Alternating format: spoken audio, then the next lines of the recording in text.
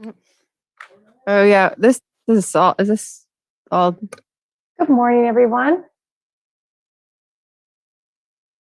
All right. I believe we are ready to begin, so I'll ask to have our recess slide taken down. Thank you. And I will turn it over to you, Chair Hopkins. Thank you so much, Marcy. We will be beginning today with a brief special meeting, which will be pertaining to emergency drought response activities. And then we will be shifting over into our regular meeting that had been continued on Wednesday, pertaining to the budget hearings. So I'd like to go ahead and call to order the special meeting of June 18th and begin with the approval of the agenda. Marcy, would you mind leading us in a vote on the approval of the agenda? Supervisor Gorin? Aye. Supervisor Rabbit? Aye. Supervisor Corsi?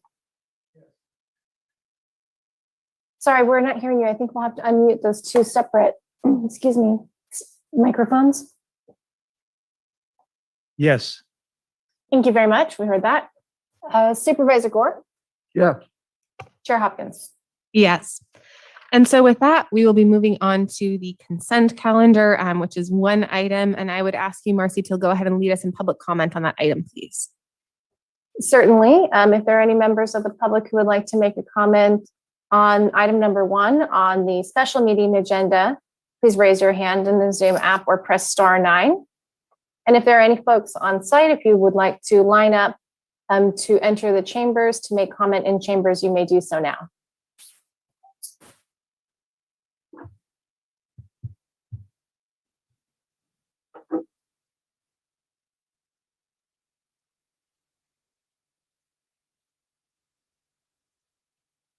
All right, and there are no hands raised and no one in chambers.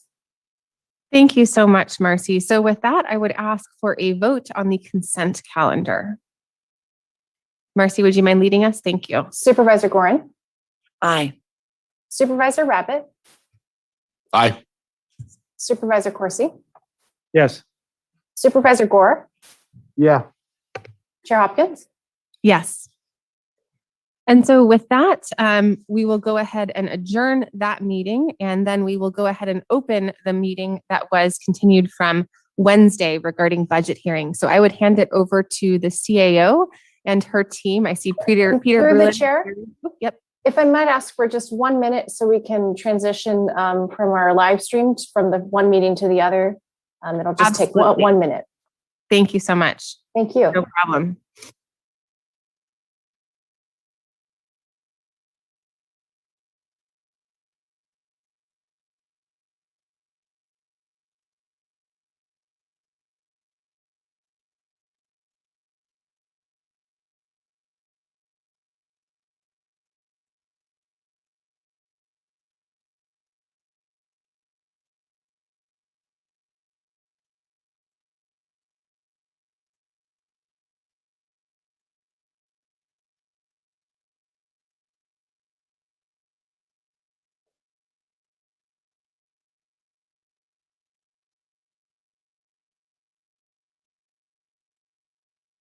Budget hearing, I don't think it's a time certain. Yeah. Thank you for your patience. We are ready to resume, I should say, the budget hearings. Thank you so much. And I will actually begin with the translation announcement. Please note that Spanish translation is available in Zoom. To select translation services, please click the globe icon on the Zoom screen and select Spanish. If, during any public comments, a commenter is speaking in Spanish, our English-speaking participants may go to the globe and select English to listen to the translation of the comment. I will now ask that a member of our translation team please share this message in Spanish. Muy buenos días a todos. La reunión de hoy se está interpretando al español. Si desean participar o escuchar esta reunión en inglés, vayan por favor al globo que aparece en la parte inferior de su pantalla, hagan clic allí y seleccionen español y pueden apagar el audio original si escuchan dos voces. Muchas gracias. y buenos días. Thank you so much, Daniel. I appreciate that. So with that, I will hand it over to CEO Bratton and the amazing budget team to present this morning. Good morning. Thank you very much. In the interest of everybody's time this morning, I'm going to ask Peter to go ahead and get us started. Thank you, Chair Hopkins, members of the board, CAO Bratton, and County Council Pittman.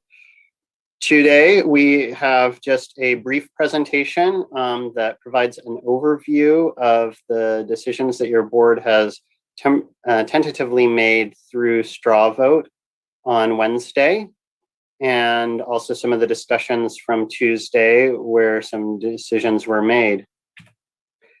Following that, we will look for a vote on adoption. Just quickly, I will turn it over to Crystal Carey-Harrow, who will review strategic plan liaison roles. We will review the HMGP grant funding. This was a question that came up from the board earlier in the hearings, and so just a quick overview of recent grant activity. We will look at an update to the American Rescue Plan Act implementation timeline based on board feedback from earlier in the week. And we will look at a calendar of some of the upcoming funding decisions based on discussions earlier in the week and money that will be moving out the door in the future. And finally, we will ask the board to adopt the budget. Right now, I'm going to turn it over to Deputy County Administrator Crystal Carey-Harrow to discuss the strategic plan and give a quick recap of that.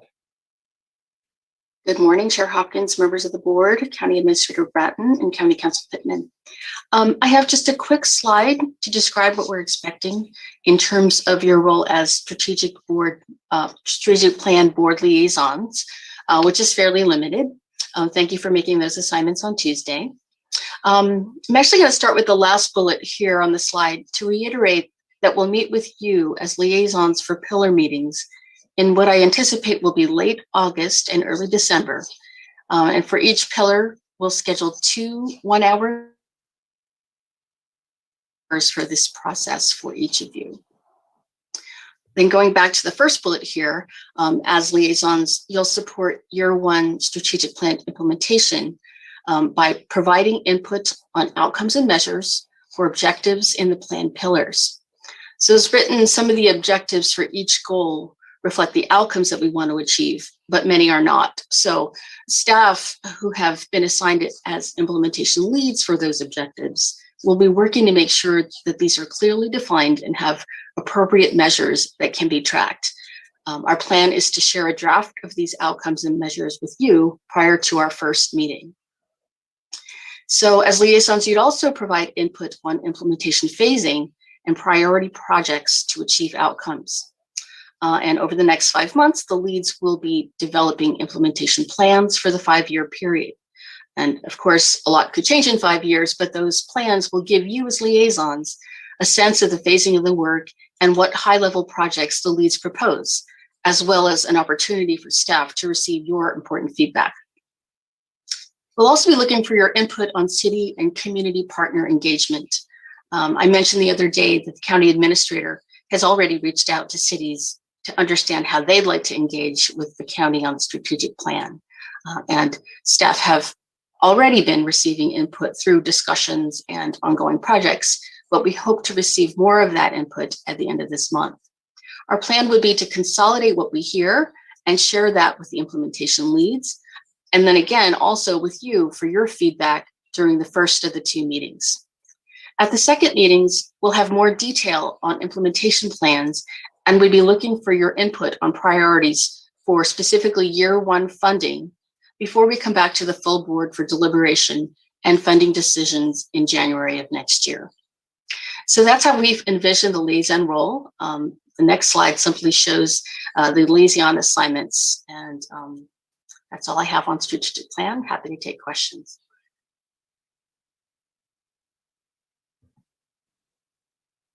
Supervisor Abbott, your question? Yeah, I'm all for strategic plans.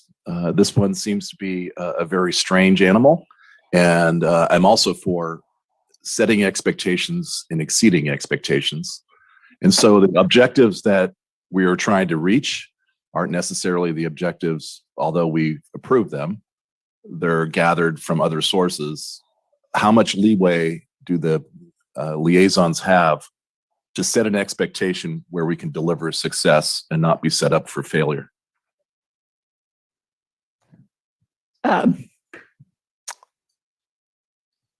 So the objectives and the goals were approved by the board. So if we're looking at revisiting what an objective is, I think that's really a board that would have to come back to the board for a fuller discussion and a change. So I don't know if I'm answering your question. Some objectives are fairly specific and others are broad. So where they're broad, there's a lot of leeway for the assigned liaisons to provide that important feedback from the board members' view and all that you know about our community. So where there's specific objectives, then really it's more about prioritization. You know, does that wait until later? Does that get done early? How much will it cost? There's leeway around how to meet that objective. You know, staff is going to come with their best thoughts on how to meet that objective, and the liaisons will be able to react to that, particularly when you start to see how much it costs, right? Because after we have all these implementation plans, we'll have a better sense of, you know, can we even reach all of this given limited resources? So there is a very important role for my office as well as the liaisons to make sure that, you know, it's appropriately resourced and within our capacity, you know. I think my comments are more directed to my colleagues, that we, the part of the problem was nothing was priced out. We threw $5 million in a pot. We could accomplish $5 million worth of strategic plan as we sit here today. That won't accomplish all the objectives within those 5 pillars. And if we're going to be judged by the success of the strategic plan fulfilling all of the objectives, we're not going to be anywhere close. I just want to make sure that as we go forward in these individual liaisons, we keep that in mind. We set the expectation, because I do think that, again, it's setting up for success versus setting up for failure. I don't see right now how at the end of the strategic plan, we can look back and go, well, we accomplished everything that we set out to. It's great to be aspirational, but when people see it in writing and they clue in on what they think that they all agreed to, we all agreed to, and we don't even have a price associated with that, I just think that's problematic. And so my comments are really probably less for staff. It would have been more appropriate, I know, in the approach on, and I know that we've had conversations regarding this issue, but it's really more towards my colleagues as we go into the liaison roles. And I'll just add, there is an objective in the plan about identifying $60 million of grant funding to help support these strategic priorities. So I think we recognize that we don't have the resources to achieve all of this, and that we're going to have to be diligent in getting partners or grants, or when we define our outcomes, you know, what we hope to achieve in 5 years. Maybe that's another place we can manage those expectations given limited resources. And I would also add, I really appreciate what you had to say, Supervisor Rabbit, that, you know, I really think the strategic plan should be guiding our ARPA funding efforts and our other opportunities. We have already looked at climate funding, so we do have a source available there. But I certainly think that the ARPA funds should be, I think there are opportunities to align that closely with the strategic plan. So any other questions or thoughts on this one? Well, I appreciate Super Rabbit's comments, and you're right. Every time we approve a strategic plan, it's a mile wide and an inch deep. It's aspirational, absolutely. I think it does give direction to staff and the board that this is an important priority, and we should be on the lookout for grants and any kind of supplemental funding that we can come up with for resilient infrastructure, broadband, et cetera, that the state and federal governments are working on. How can we go and grab that funding? Climate change the same way. Good discussion. We need to have a better discussion regarding racial equity and social justice. And I hope that James and Linda can help guide that discussion and define it a little better and set expectations for it. Organizational excellence is always a work in progress. And I just want to say good luck with that one. And healthy and safe communities, I think, are primarily funded through the funds from the state and federal government. We're going to work and set directions on the best way to expend the funds. I think it's a good discussion to have about setting expectations, and I think you will be able to help define that in the two areas that you're involved in. Set some expectations. What are your goals? And I think that should be the role of all of us. What do we hope to achieve with this pillar, maybe short term and longer term, to set the stage for the future? Good luck to all of us, including the staff. Yeah, and don't get me wrong, I don't have a problem with the pillars. I have a problem as you go down into specific objectives. What was the one on homelessness? Mm-hmm. What's the chances of that actually succeeding, quite frankly? And what would that cost? And where is that money going to come from? And it's great that we're looking for 60 million, but you could use 60 million on that one alone over the course of 5 years. And that's probably a drop in the bucket. So again, I think it's really about, people don't like politicians making promises they can't deliver. And that's what we need to watch out for. And I think, the pillars are fine. It's as you go down into the detail below that.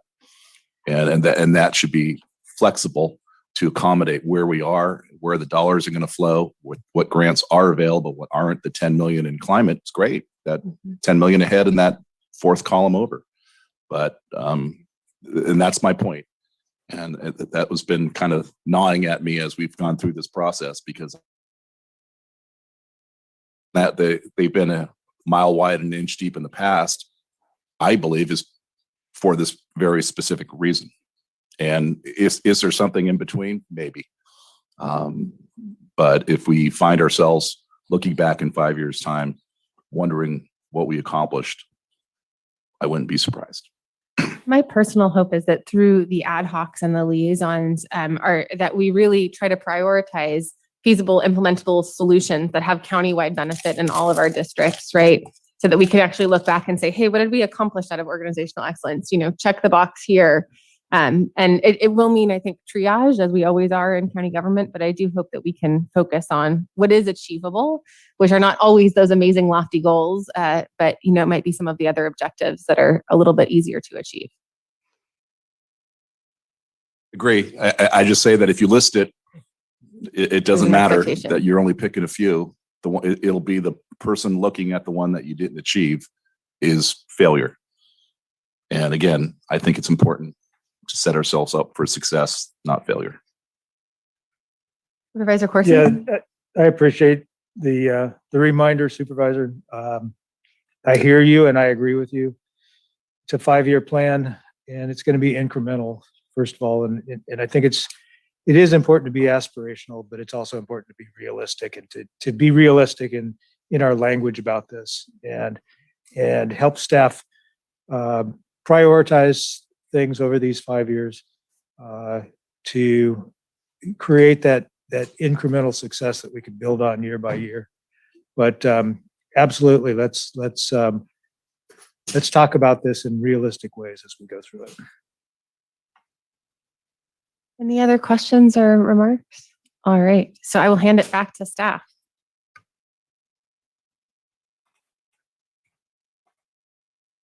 Thank you. So I did just want to quickly touch base on one aspect that does relate to outside grant funding, if not the specific ones identified in the strategic plan. There were some questions about recent awards of hazard mitigation grant program. I believe the question was specifically anything in the last 3 months. And in the last 3 months, there has been one new award that is on the phase 1 hazardous fuels reduction treatment through Permit Sonoma. And phase 1 of this is about $1.4 million out of a $6 million project. And I believe the later stage has been tentatively approved, but it won't be formally signed off on until there's a report out on phase 1, at which point they'll move to that. So phase 1, which is getting underway, is the outreach, inspection, and design phase.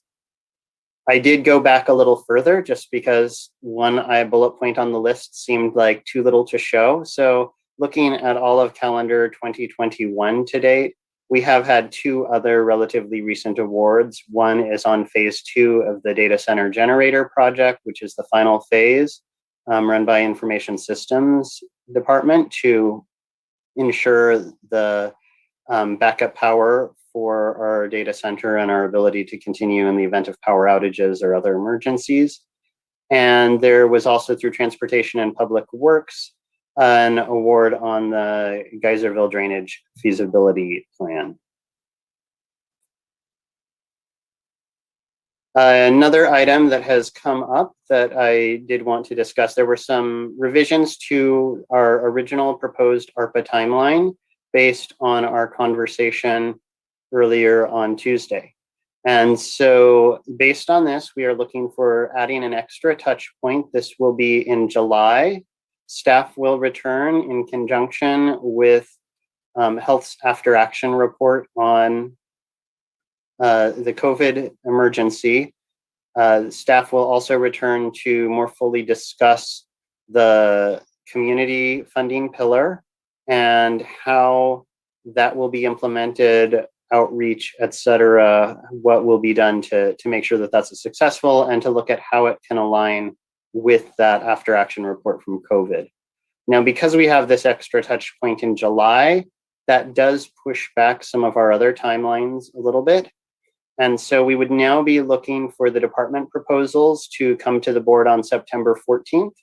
This is about 2 weeks later than we'd initially planned. And the assumption is that they can get significantly started on those proposals in advance of the July meeting, but that there may be some use for them to hear the conversation at the July meeting before doing any final submissions. So we would then be looking, as I said, at September 14th. They review the proposals. This would still be the high-level proposals. The board would be prioritizing and saying which ones they wished to move forward and see a more detailed report on, but they would not be assigning funding at that time. And you would not be assigning funding at that time, I should say. We would then move the defined community funding areas meeting to November 2nd. So having already received additional direction in July, this would allow the work group on that pillar led by Upstream Investments to really have a more developed plan when they come back and more information on what those community needs were and identified community needs. And so that conversation on defining what those buckets might look like would come, and some of the process around them would come in November. And then finally, we would be looking to come December 14th, which is the final meeting of 2021, for the final touch point, at which point the board, you will be making funding decisions on both the community areas pillars, funding into different buckets there, as well as departmental proposals. And I do just want to quickly note, as we do have asterisks here, that this is dependent on the initial conversation happening in July to maintain this time frame, and that there are not significant changes at that point. If there are significant changes at that point, or if due to other delays we're unable to return in July, then some of this timeline might need to get moved further out. And we do have staff ready if there are any questions on this revised timeline. Are there any questions on the revised timeline? And I do want to mention that the date of the meeting in July is, refresh my memory. So We would bring this back July 27th. July 27th, which is on- currently a reserved meeting. So it should be on your calendars, but it was not currently populated with agenda items. So just want to confirm that we will have our board members present for that. Look, I'm seeing nods, so it is still in our schedules. Great, thank you. All right, I'm not seeing any questions, so back to you, Peter. all right. Well, since folks don't have questions on that, we can move on and talk a little bit about some of the other upcoming dates aside from ARPA, or including ARPA, in fact, when we will be coming back. First off, the veterans buildings, we will be assigning $1.8 million as came in the supplementals to veterans building projects. But rather than going forward now with the specific projects identified, staff will return in August with a fuller report on the projects being funded and the decision making around that. We will also be coming back at the end of August with a homeless services item, and there's $2 million of funding set aside by the Board of Supervisors during our budget hearings that will be a part of that conversation. The Measure O ad hoc is scheduled also to return at the end of August. That's not a new determination from this hearing, but that is when we would be looking to program the remaining Measure O funding that was not programmed in the recommended budget. The language access and translation services, we're currently looking at September as a timing to come back on that, and that should further identify needs. And this was one of the areas where the board identified as a potential use for remaining funds that were not expended during budget hearings, but that will roll into the next year or that may come out of year-end close. And speaking of year-end close, October, shortly after that, is when we will bring the Q1 CBAs, or consolidated budget adjustments. And that's when the year-end fund balance, that if any year-end fund balance exists above the 18.5 million that's currently defined by the waterfall, that will come back at that point and be added to board contingencies and available to look at some of these other priorities. As we discussed the revised ARPA timeline, that's now slated to come back in December. And that brings us into January, whereas we discussed some of the strategic plan funding allocations will be made. And noting again that some of these items, the language access and translation services, climate funding that was set aside earlier in this year, and the PG&E and Kincaid remaining settlement funds, would be a good time to discuss them in conjunction with the strategic plan funding at that point. So that would be looking at January. And are looking to have the next round of vegetation management funding going out. And I would note that staff do intend to return later this calendar year with an update on the funding that has already been allocated and where that will go out, or where that has gone out and what it has been put to use on. But January is when that next round of funding will come, which feels like in the pace of the last year, about 1 million years away, but really is coming up on us fast. Looking ahead also, Peter, I wanted to give a quick... Sorry. Peter, we have a few questions on that one, if that's okay. Thank you. Supervisor Corsi? Thank you. Sorry to interrupt, Peter. I know you were on a roll there. On the homeless services funding, we talked about August as part of the discussion the other day, but my intent, at least, and a good part of the discussion was about having this funding available on an ASAP basis in case worthy projects came up before 2 months from now. And I'd just like to check with the rest of the board and see if my recollection is accurate.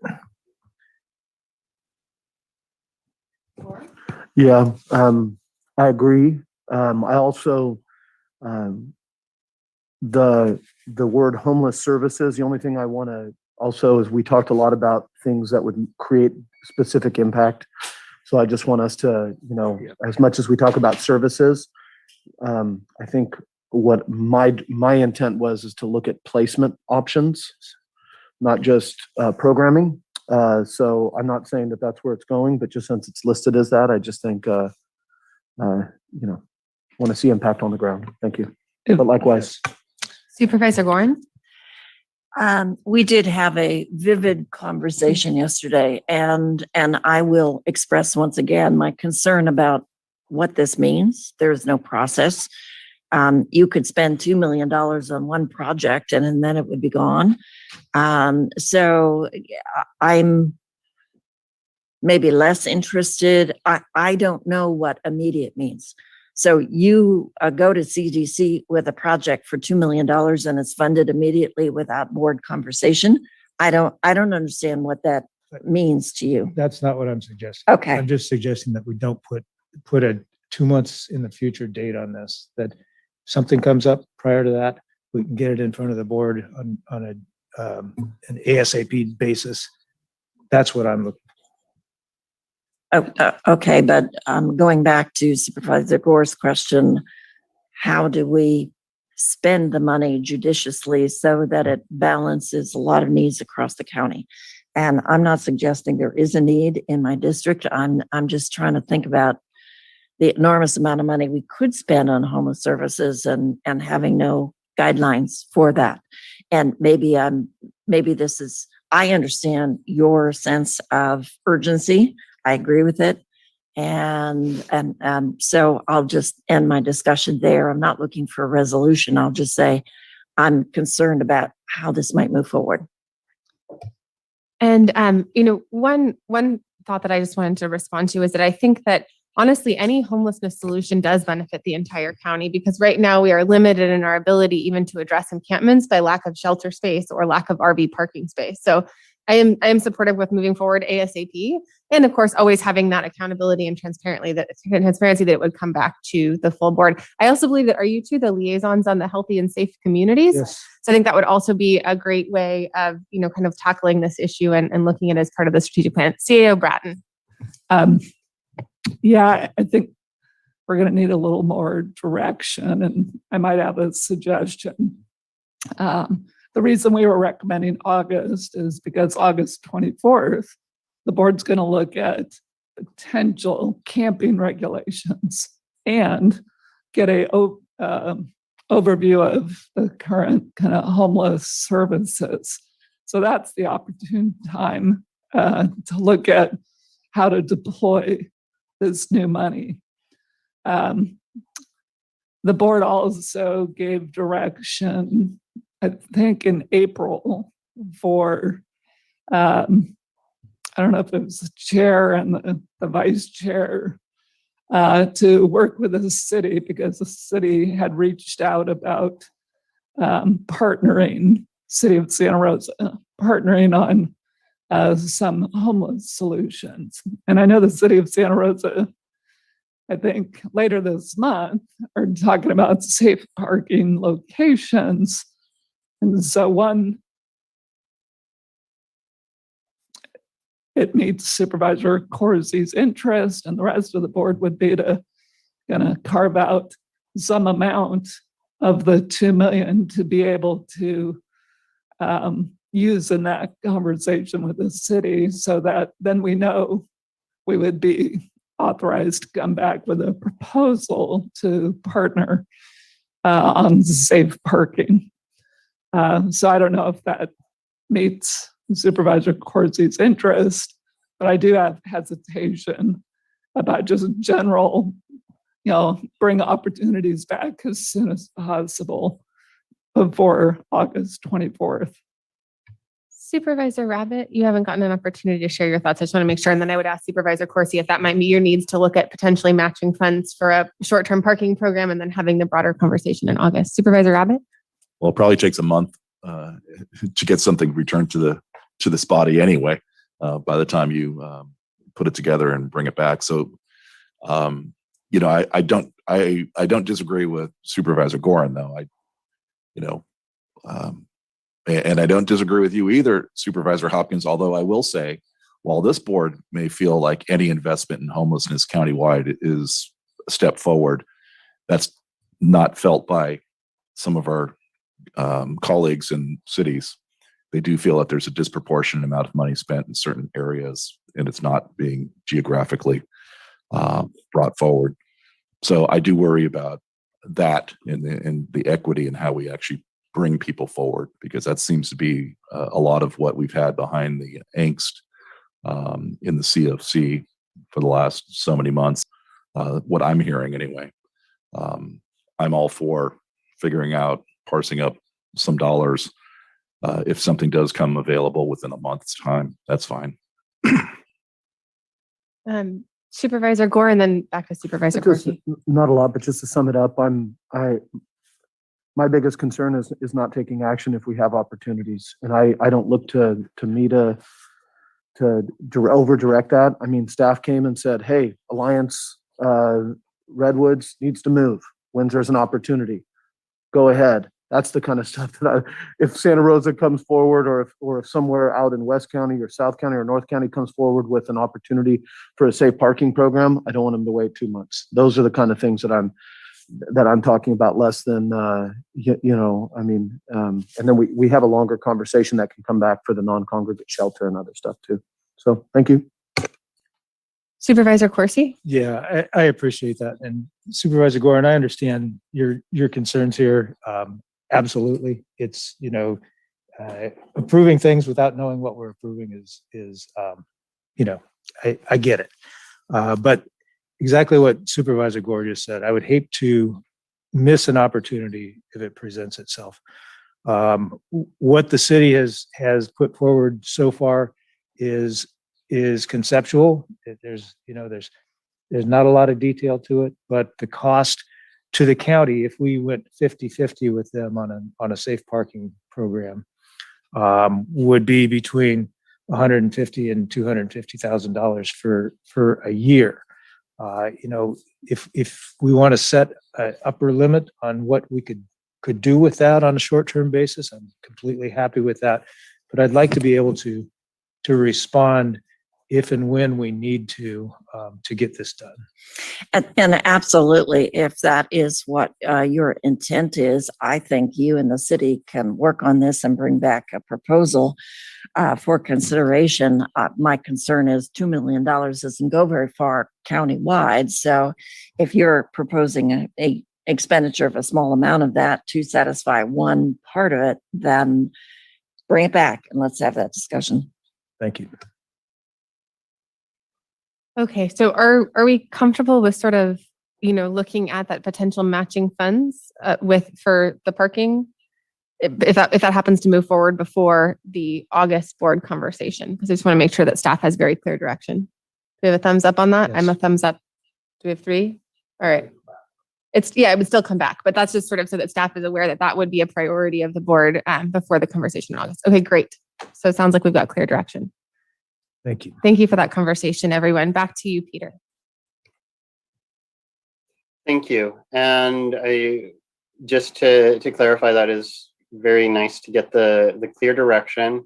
And the way this funding and some of these other things are set aside, we will have the funding available. They would require a board action for a final use. But if that does come on a one-off prior to make that determination, and it's good to understand that from a staff perspective that you're amenable to that, at least in this specific case. Now I want to just quickly turn to looking at an overview of the adopted budget and the budgetary changes from the recommended budget that was published in May. First off, I want to go through some of the departmental items.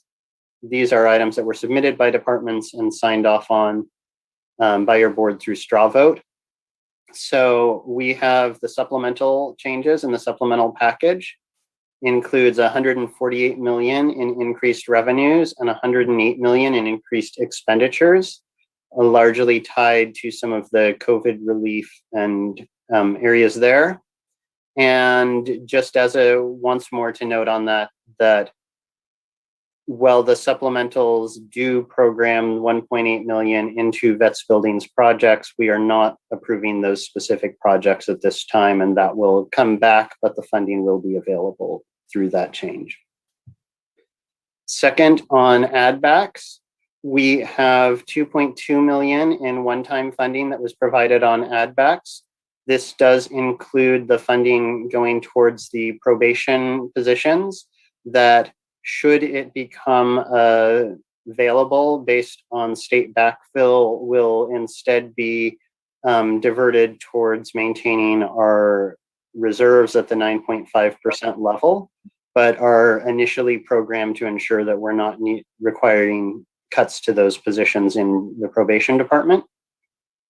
It also includes 1.7 million in ongoing items. And finally, on the program change requests, which really received some of the least attention this time because they are all self-funded requests coming out of grant funding or other funding identified by departments, there are $3.6 million being allocated across 21 items. Looking towards some of the uses of ongoing funds during the budget outside of the departmental add back requests, $1.8 million is going to retain positions funded for the short term for 3 years by PG&E funds. 1.5 million of ongoing revenue is going to support the fire service project funding, and that will be looking to support specified consolidations. And I think we did not actually, on our slide of upcoming budget items, have the return of the fire ad hoc in July. But that is a point at which you will find out and hear more about suggestions for how some of the fire funding, including this, is utilized. And we also have 1.1 million reserved for ongoing capacity, acknowledging some of our potential upcoming needs, including the behavioral health unit, as well as other potential needs. Adopted budget overview, there's also a pretty extensive list of one-time funding going to a variety of projects. These are all found on Exhibit A of the budget resolution, which we did send out yesterday evening, a little later than maybe initially intended, but did get out to you and is posted online, and it does align completely with what was discussed and on the budget adjustment tool. In fact, it's just a copy of the budget adjustment tool with a few edits to make it look better for an attachment. And I'm not going to read through this entire list, but you can see here a variety of items for important things, including disaster response, hazard tree removal, fire service funding, other public safety funding around fires, as well as the archive moves and various, the Chamber of Commerce support. A lot of great items in here. Looking on at positions, in the supplemental budget changes, we have an addition of 22.95 permanent positions. This does include some extensions of time-limited positions related to COVID response, as well as various administrative changes that are not reflected in a change to net positions, but that adjust positions between different classes to meet appropriate levels. And it's, again, largely based on board items that came between March 3rd, when the recommended budgets were submitted, and June 8th, the last board meeting prior to budget hearings. We also have board hearing actions, an additional 26.75 include 10 positions that were restored via add backs. It also includes 19.75 positions that were added through those program change requests, or PCRs, that have funding specifically from departmental sources, grants or other things. And those are partially offset by a 3-position reduction related to a vacancy sweep of vacancies that have been open for more than 12 months. And that brings us to the board hearing actions. I know it's been far too short, I'm sure, for all of us, but I can now lead you to look at these. The board will be taking a number of actions today. It will be adopting resolutions to adopt the budget for the County of Sonoma, as well as other districts and entities that are under control of your board as the Board of Supervisors, Board of Directors, or Board of Commissioners. It will also be adopting a resolution approving the budget of the Sonoma Valley County Sanitation District.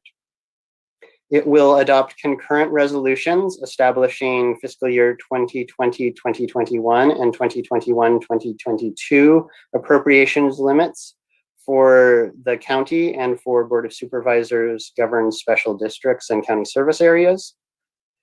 It will be adopting the annual capital projects list as specified in supplemental budget adjustments, again with the one adjustment that the Vets Building project, while still devoted to Vets Buildings, will be returning to the board for final project allocation. It will authorize Human Services Department and departments to administer layoff proceedings and implement strategies to mitigate layoffs. There are still a few positions being reduced that are filled in this. Currently, we do not anticipate that anyone will be without a job due to adjustments under the current actions. There are 2 positions where, as was discussed earlier, there may be a technical layoff because a person is there is an incumbent who would potentially have to move to a different class.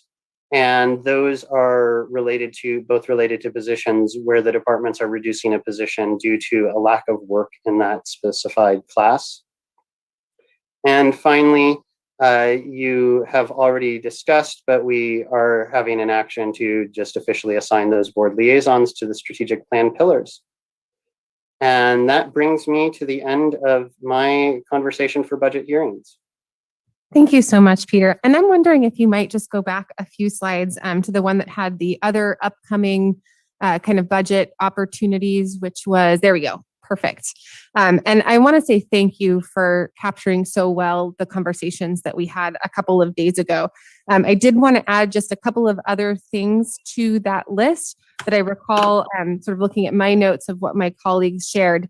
And I do know that Supervisor Gore was interested in having a conversation about secure families, and I believe that that would be coming potentially with the Q1 CBA in October, and also potentially through ARPA. So I just wanted to flag a few things that were floating and kind of assign them to the locations. And then I also believe that we were going to be having an after action report on COVID at some point in the next couple of months, wherein we would be discussing Cura and other projects that could then potentially, if they needed some kind of emergency funding, receive that or look at that for ARPA on an ongoing. And then I also believe that we were going to be having our community wildfire protection plan, and that we might be looking at sort of if there is opportunity for an early update on veg management or potentially on emergency infrastructure and some funds that might be eligible for those purposes of, radio repeaters and that kinds of things. And then I wanted to just kind of look to my colleagues to see if there was anything else that we missed. And I think you did an excellent job of capturing all that. CAO Bratton, and then to Supervisor Corsi. Can we pause there so Peter can address each of those first? So you have a little more information, or we acknowledge, that was our intention. So, and certainly, yes. And the secured families, I guess, did not make it onto this page, but we do have that captured as one of the items that we would be potentially looking at extra year-end fund balance or other sources on. And so within the context of either the Q1 CBAs, certainly it also might fit within ARPA funding allocation discussion or the strategic plan funding discussion, but we will make sure that does come back, and there are multiple places. On the COVID after action report, I kind of glossed over this because ARPA funding is what I've primarily been thinking of. And so I mentioned that our timeline for ARPA is now looking at that July 27th date. That is scheduled to coincide with the return of the COVID-19 after action report to the board. Okay. And so that after action report would be potentially guiding that ARPA discussion, but it also could, the board could look at other issues that may not be directly tied to ARPA around that at that time. And on the veg management update and the community wildfire prevention plan, there had been an initial discussion that might be able to, the community wildfire prevention plan might be able to come back earlier than the next round of veg management funding. It looks like after consulting with the departments involved, the target for that is probably going to be more like the spring of 2022 rather than the fall, as we initially and mistakenly noted.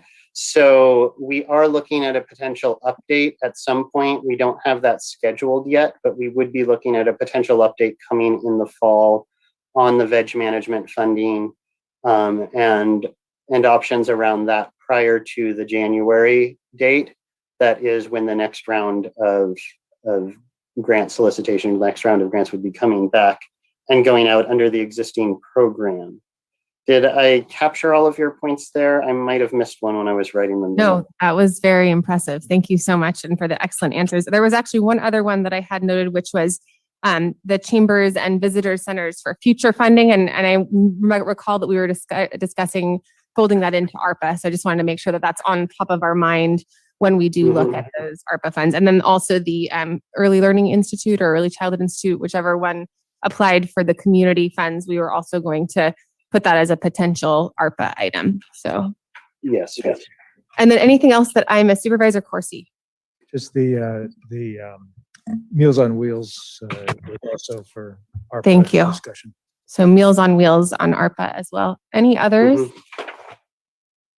That was really amazing work, Peter and Cheryl and Natalie. Thank you so much for capturing our conversations and for enabling, obviously we approved the budget and yet all of our actions occur year round. And so it's really great to get that look ahead. I think it also provides transparency to the community.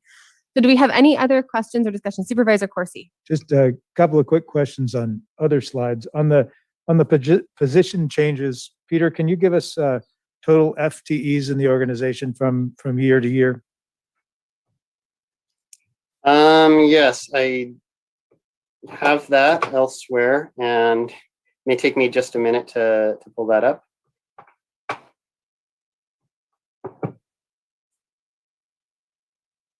David, I'm waiting for the dad joke. Do you have one? You need to just keep like a notebook on your, because I'm going to ask you whenever there's dead time, I look to David for a dad joke. James, do you have, you're a dad too. Where's your dad joke? Chris, do you have one? Anybody? I'll just say, yes. Last night as my son was going to bed, he looked at me and he said, "Hey daddy, can I have, I got to go to, it's got like a church camp. I need to go to church camp tomorrow. Can you give me $10? And I said, "Why?" And he says, "I want to help a poor family buy an alpaca."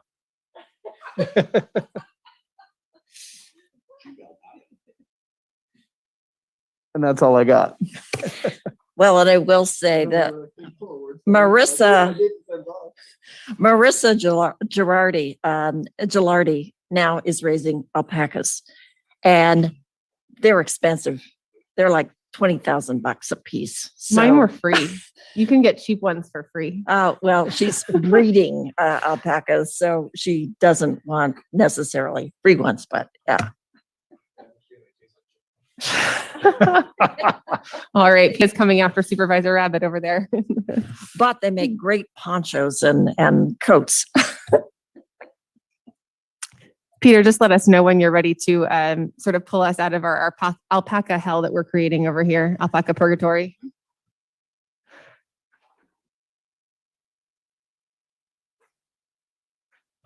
I do apologize. This would have been something that would have been logical for me to have had at my fingertips. But if my math is right, we will be moving under the revised budget. We had 4,147.03 positions prior to this budget cycle. That's the revised fiscal year 2020-21 budget. And we will be leaving budget hearings with a slight increase, looking at around 4,155 positions, but I'm... Yes, Peter. All right, 4,155.83, I believe. Behind the scenes, you've got staff working with you. All right. That's good to know. You could have jumped in sooner if you had the answer. I could have tried to contribute to the dad jokes instead. Or if you know anything about alpacas, we'd take that too. I want to see the 0.83 person. Could you please identify yourself?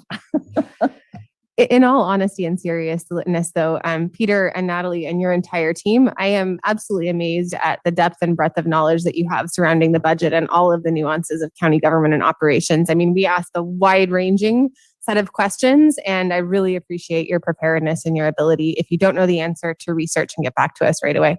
Supervisor Corsi, anything else? I got one more.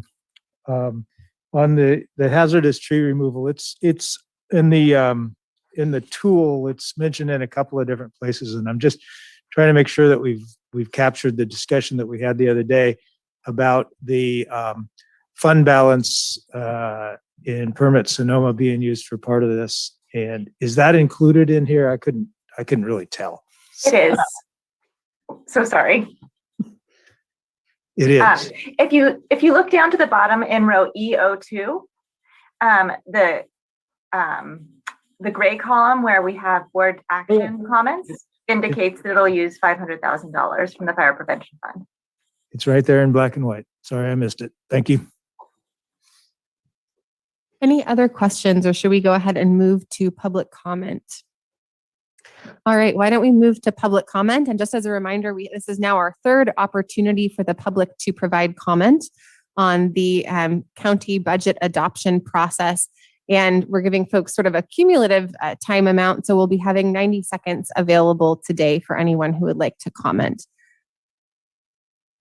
And first I would go and see if there is anybody out in just out beyond the chambers here in person.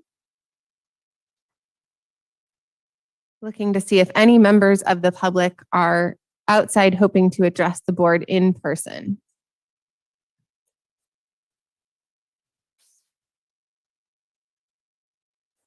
Hang on one second, we're just confirming. I'm seeing a shaking head, I believe. Nope, okay, great. Thank you so much for checking for us. Really appreciate that. And with that, I would hand it over to you, Marcy, to take comments via Zoom. Thank you. Thanks so much. I'm going to turn it over to Karen for public comment. Thank you, Marcy. If there is anybody in the Zoom app who would like to make a public comment, please raise your hand or press *9 on your phone.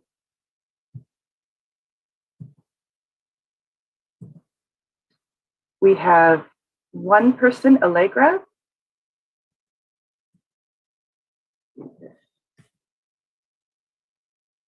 Few people.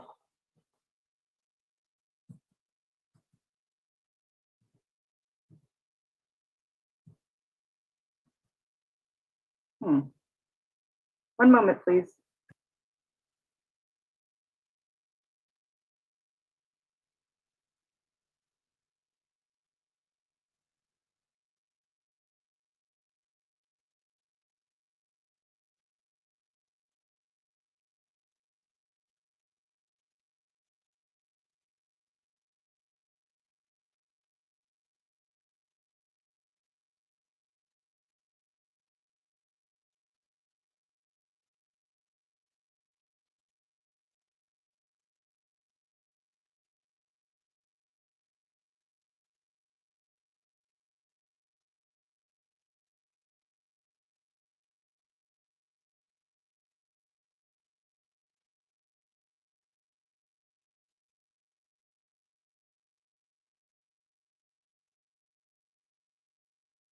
Since we're short on dad jokes while we wait, did anyone see the article about the library book being returned after 71 years? Didn't everyone feel like a better person after reading that story? At least you didn't wait that long. Okay, I apologize for that. We're ready to go. Allegra, when prompted, please unmute and state your full name. Hi, good morning. My name is Allegra Wilson. I want to say I understand that you all have put a lot of work into this and are already prepared to vote, but this is my first opportunity that I've had to do public comment because it's weekdays and busy and all that stuff. And I would just like to urge the board to postpone approving specifically the sheriff's budget without more public input and information. Part of the budget as part of a larger justice services piece. And that's not enough information for the public to have. Going through the budget materials is really challenging for a layperson. And without specific discussion of that budget, we are kind of left trying to figure it out on our own. I understand there are a lot of items to go to, but it would also be really helpful to publish a tentative schedule when you will be talking through specific department budgets, since many people can't devote 3 weekdays to listening into these hearings. I think you're all aware that there is a strong interest in how law enforcement is being funded and how those monies could be reallocated for other interventions.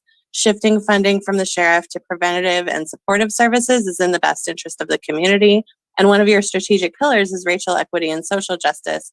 And with the history and practice of law enforcement being rooted in white supremacy and racism, it seems especially clear that your priorities as a board are aligned with reevaluating how and where money is spent. Public participation is key in this kind of process, and I would love to see the county adopt participatory. Thank you for your comment. That concludes the time. And Karen, before we move on to the next one, I just do want to mention, because I think that it's worth everyone who's listening in knowing, is that one of the best places to dive into specific departmental budgets is actually during our budget workshop process, which occurs in April, a couple of months before the formal budget process. And so that also would give you a more time certain opportunity if there's a particular departmental budget that you're interested in. And that's also when we really have more of a back and forth with department heads between the board and the department heads asking questions about specific elements of the budget. So hopefully we can work with you to get you that information for next year. And I would encourage you to participate in the April multi-day workshop process. Great, thank you. Lee, you're next. When prompted, please unmute and state your full name. Hi, this is Lee. I think I want to just echo what Allegra said and also add again that the transparency here is a little, it's lacking. Many of us were at the budget workshop earlier. Many of us called in concerned about law enforcement budget being inflated and the fact that the county has defunded so many important things in order to have an extremely big law enforcement budget at the cost of so many things. I know so many budgets or so many departments have been decreased, funding has been decreased. Again, echoing what Allegra said, meetings are held this week during a time that's not convenient for people. The workshops were attended by many, many people. We've heard calls over and over and over again to you all year, asking you to fund the community and demilitarize law enforcement. We see extraordinary budgets being used to defend things, the law enforcement's, I'm running out of time and it's not enough time to speak. And I think you know that the community is just very saddened by Thank you for your comments. That concludes the time. G. Fearon, you're the next commenter. When prompted, please unmute and state your full name. Good morning. My name is Gregory Farron. I've been, as most of you know, participating all along the way for quite a few topics, but I just wanted to thank the board today. As you know, I'm probably the most active in trying to find funds for the community, either at the state level or the federal level. And this week has been a particularly satisfying set of revelations from both the state and the feds about new funds for both home key monies 6 times larger than has been spent so far as in next year's budget for the state. And the feds have 6 times larger amounts of money for emergency housing vouchers, which, as you know, we're wrestling with right now to try to implement 278. What about 1,200? So I think there's going to be a lot of good news coming from a lot of different sources, and your actions today equal all of them. And I very much appreciate it. Thank you very much. Jana, when prompted, please unmute and state your full name. Good morning, everyone. It's just Jana Blunt, Sonoma County Recorder,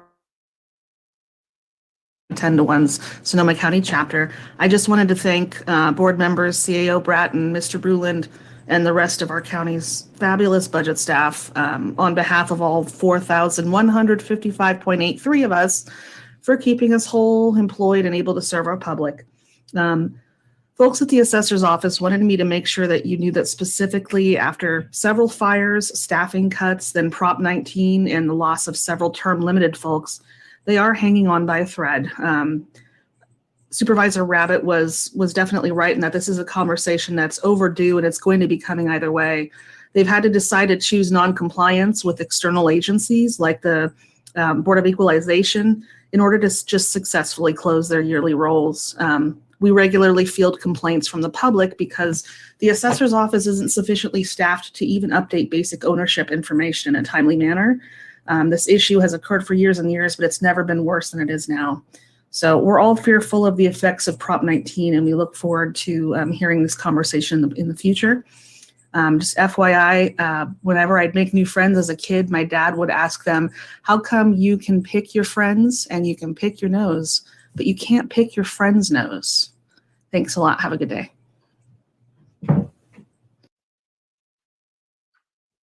Daily X, please unmute and state your full name when prompted. Good morning, Board of Supervisors. This is Carrie Fugit, and I just wanted to share my inspiration for how much public comment came out on Tuesday in support of having the Equity Department lead the ARPA process and center equity in the direction of how the $96 million gets allocated. It was one of the most diverse, passionate, incredible group of public speakers I've heard.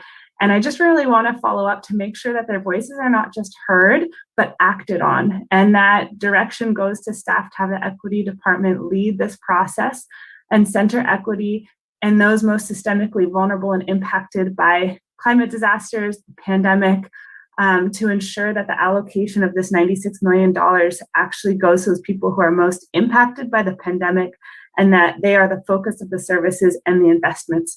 We cannot ignore the voices of folks who come out to public comment. It's irresponsible, and I really hope that their voices are acted on and equity is centered in how these funds are directed.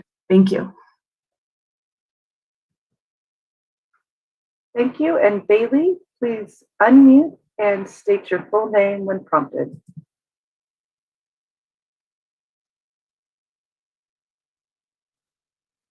Hello, can you hear me? Yes, we can.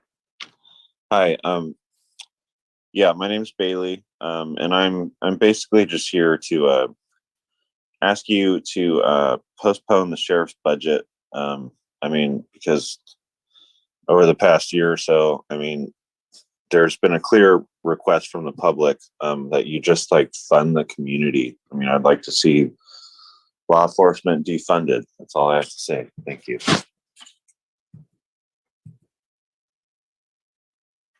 Okay. I will ask just once again if there's anybody who has any public comment. So please raise your hand or press *9 on your phone.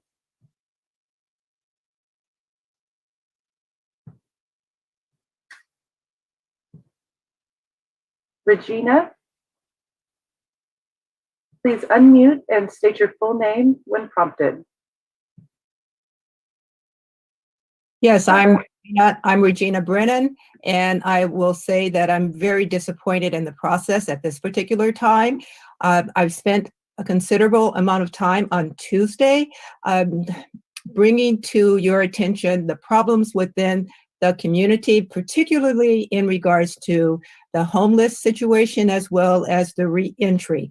There were a number of other issues that were brought forth on Tuesday, and it seemed at this point everything was for naught. I urge the supervisors, please consider the voices you heard on Tuesday. Please consider the reallocation of funding, of defunding the law enforcement at this particular time. Now is the time to make dramatic changes that are so much needed within Sonoma County. I want to remind you that a lot of the high utilizers of services are from African Americans, whereas we represent 2% of the population, and yet we are utilizing 5% of the services. Take a look at also the housing voucher program. Why is it that we're 30% of the applicants, and yet of the recipients of home vouchers? Please reconsider and please do not rush through this budget. Thank you. Kelsey, please unmute and state your full name when prompted. Hi, my name is Kelsey Vero, and yeah, I wanted to echo what I've heard a couple of times already, but basically to speak to the difficulty of trying to figure out what is going on in this budget in regards to law enforcement and the sheriff and the board's control over the county that way and the decisions that are being made. I felt throughout the process that it was really buried, and in terms of what has been being discussed in the larger community, what has been demanded, what has been asked for. I think it's been obvious that we want more transparency around how we spend our money on law enforcement and essentially punitive, harmful, and damaging to the community methods of solving our problems, treating essentially the symptoms rather than the causes. And we just need to have more discussion specific to that with awareness and outreach so that the community can weigh in on specifically the sheriff's budget and how it's being used. And I think it should be obvious that that has been needed. We don't want to just rubber stamp the budgets as they have been for years. This is not just business as usual. We want dramatic change, and we want the community to be involved. Again, I'll offer one more time to the public for any comments.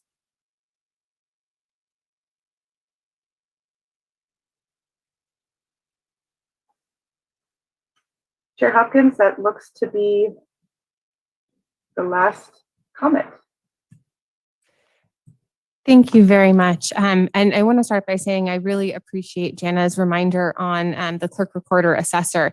And that was one item that had also come up that I know that we will be looking at during the Q1 adjustments. So thank you very much for that reminder. Thank you also for the reminder around centering equity in the process. And I do want to acknowledge that, right now we're looking at sort of the board calendar and the public meeting calendar, and that we will be continuing to work with the Office of Equity and Upstream Investments on really meaningful community engagement to drive that process, and did really also appreciate the public comments that we heard a couple of days ago.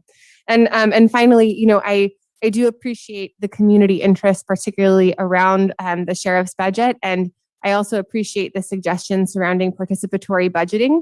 As everyone knows, we are limited in terms of our direction and authority over the sheriff's budget, but would be happy to explore ways that we can improve the process going forward in the future. I've been interested in participatory budgeting for years, and I think if we stopped having disasters every year, maybe that's something that we could dive into more fully. But if there are tools, resources, apps, websites that might be of interest, it's certainly something that we could explore through our communications team.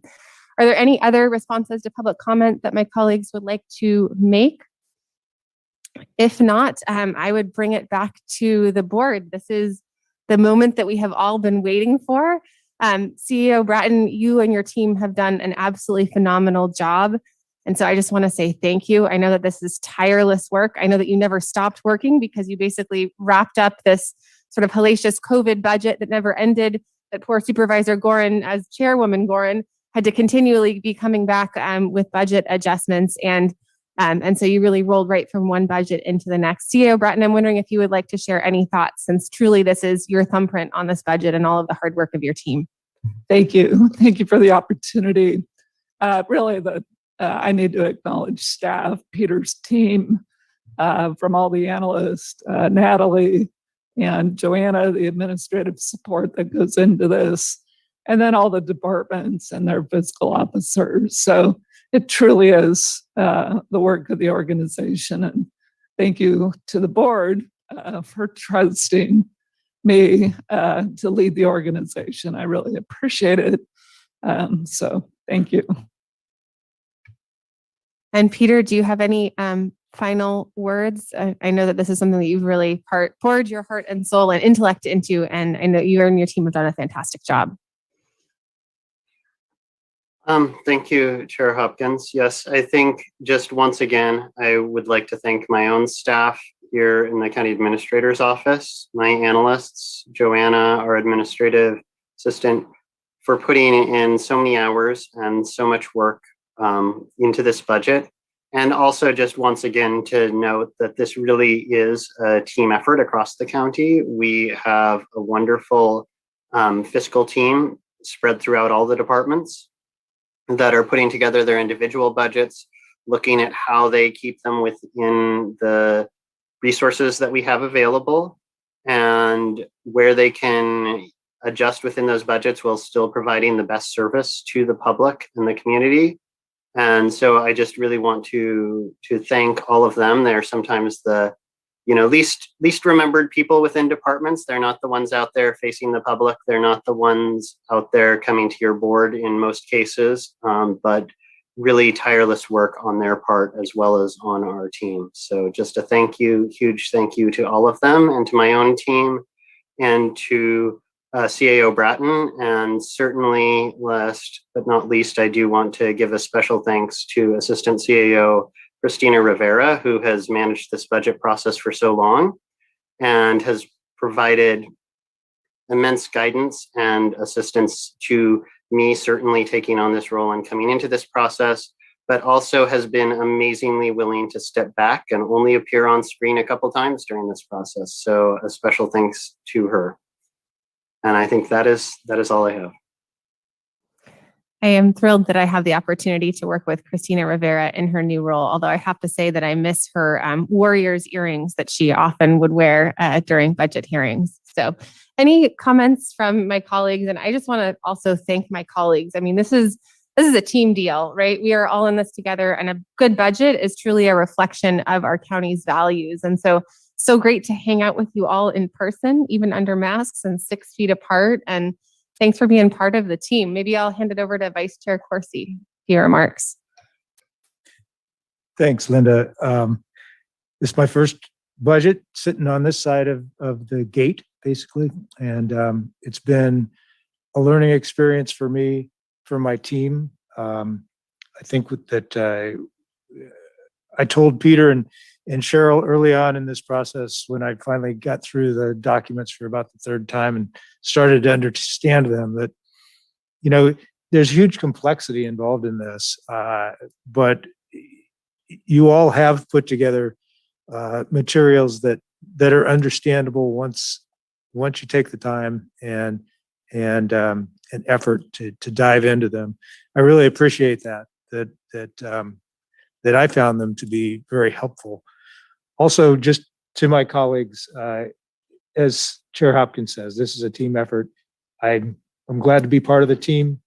After the last few days, I feel much more part of the team that we actually have been able to be together. Can't wait till we can spend time with our faces shown to each other and to the public as we do this.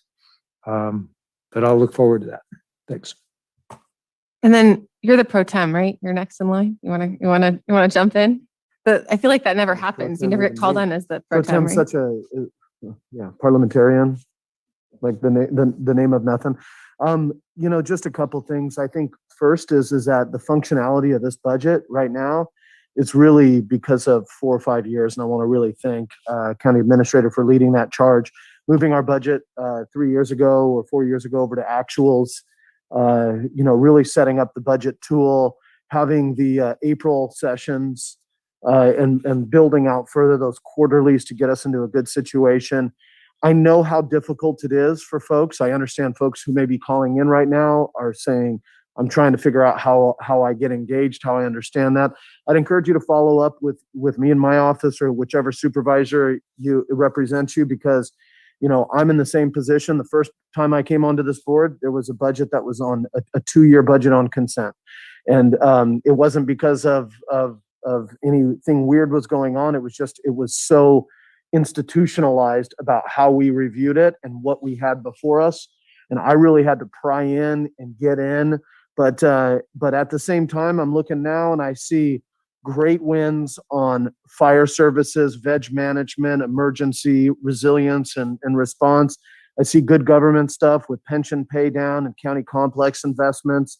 I see I see homelessness. I see mental health dollars going in more and more. I see us investing in the services that a lot of people in our community are talking about, even folks here. I mean, irrespective of the conversation about what funding comes out of the sheriff and what doesn't. I mean, our biggest goal is not just providing the safety net, but we have to provide law and order, and we have that right sized right now.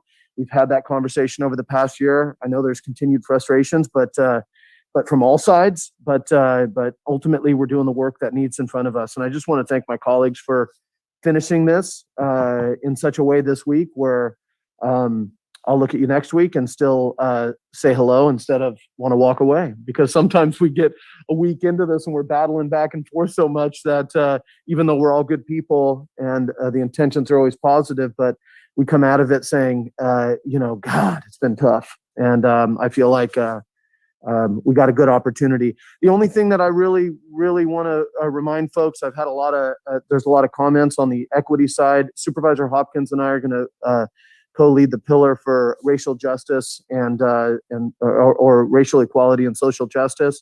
And I really think that on the ARPA funds, the conversation we had about upstream investments and the Office of Equity, really co-leading that charge and bringing back staffing that sets that at an appropriate place is the start of that. So I think there's a lot of places for people to come back who might be listening.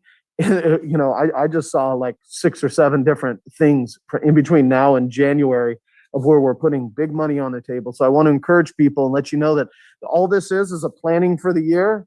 Now the accountability starts. Now the action starts. We start to go from authorizing to appropriating dollars to tracking things and building stuff out. So now's the time to be engaged and reach out to my office if you want to meet with me directly. Supervisor Gorin? Just an enormous thank you to Cheryl and the entire budget team and all of our department directors. You have been with us, not your presence in the chambers, but every time we ask a question, you're on Zoom getting ready to answer our questions. Great job, Peter, Natalie, Cheryl, Christina, everyone involved in the budget. Expertly presented, you prepared us well, and it doesn't hurt to have a little extra money to actually satisfy some of the needs. So thank you to my colleagues, and everyone deserves a little time off, county council included. Supervisor Rabbit? I just want to echo the thank you. I think this was one of our more streamlined and less contentious budgets that I've been part of, and I do appreciate it. I think it's really the setup that was the work that's gone underway, and the budget workshops, I think, do work for getting through the individual departments, understanding the opportunities and challenges, and how we take that into account when we bring it all together at this point in time. And Cheryl, thank you very much, Bob, Darren, and Peter and Natalie and everyone who worked so hard to bring this together. It's a testament to your good work that the week goes as smoothly as it does. And it is important, and there's a lot of meat within the budget. We still, ongoing funds are rare and precious, and we continue to look for opportunities to grow to grow them because the resources always are greater than the needs. The needs are greater than the resources. Excuse me. And we're always battling that battle. But I think we make really smart investments going forward. We've had a lot of one-time monies, especially with the COVID dollars, the PG&E dollars, to be able to make some, as we all talked about before, generational change, which I think is an important thing for this county to take advantage of. So appreciate that work, appreciate all the work that everyone has put in, and look forward to continuing on this journey. As the budget is a living document, will be revisited at least quarterly, perhaps if not more so, with items that come up and little things that we need to do to adapt to what's happening at any given moment. So thank you, and thank you, Chair, for running a great week. Thank you all. So with that, why don't we go ahead and make it official? We do have a set of actions proposed before us. Do I have a motion to approve?